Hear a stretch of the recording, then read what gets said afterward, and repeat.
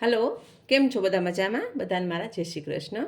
દિવાળીની સફાઈ થઈ ગઈ હશે, ખરીદી પણ તમારી થઈ ગઈ હશે, તો નાસ્તા બનાવવાની તૈયારી ચાલુ હશે ને? તો એમાં આપણે પણ એક હેલ્ધી એવું નાસ્તો બનાવીએ કે પાલક સેવ બનાવશું આજે આપણે. કેમ કે માર્કેટમાં અત્યારે બધી વેરાયટીની સેવ મળતી હોય છે, તો આજે આપણે પાલક સેવ બનાવીએ. તેના માટે મેં પાલકને લઈ લીધી છે ધોઈ, અને એને આપણે ક્રશ કરવાની છે.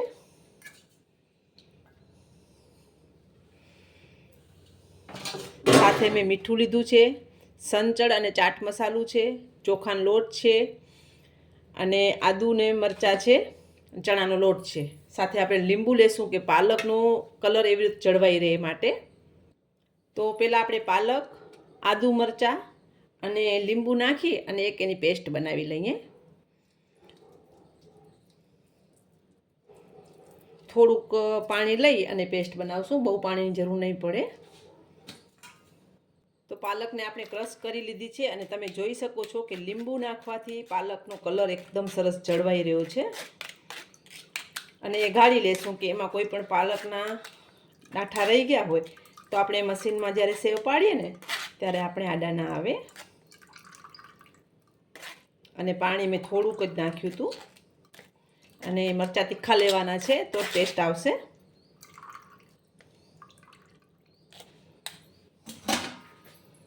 હવે આપણે ચણાનો લોટ છે, મીઠું છે, અને 1 ચમચી ચોખાનો લોટ લીધું છે.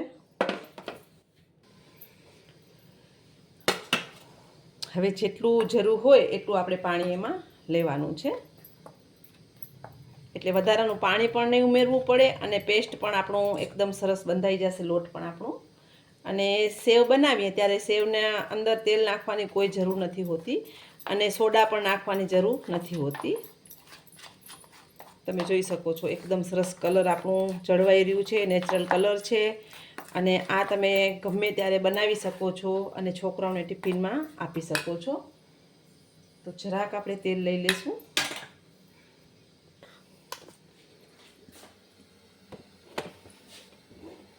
તો તેલ સરસ ગરમ થઈ ગયું છે, અને આગળ બધા વિડીયો આપણે અપલોડ કરેલા જ છે. તમને જોવા હોય તો તમે જોઈ શકો છો.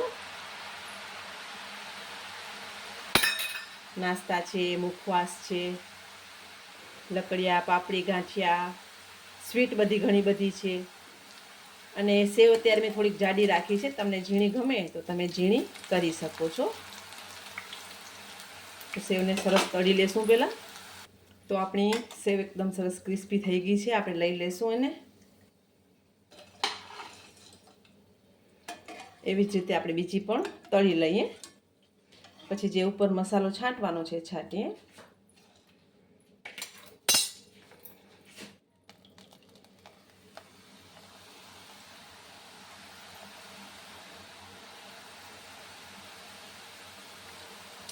એકદમ સરસ થાય છે ઘરે, અને ક્વોન્ટિટીમાં પણ સારી થાય છે અને ક્વોલિટીમાં પણ સારી થાય છે.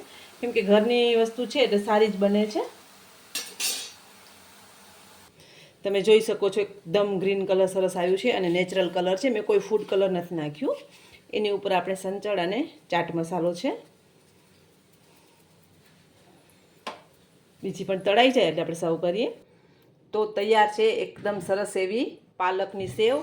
હેલ્ધી પણ છે, ટેસ્ટી પણ છે, અને ઘરે બનાવશો એટલે સરસ જ બનશે. તમે જોઈ શકો છો કેટલું સરસ કલર આવ્યું છે.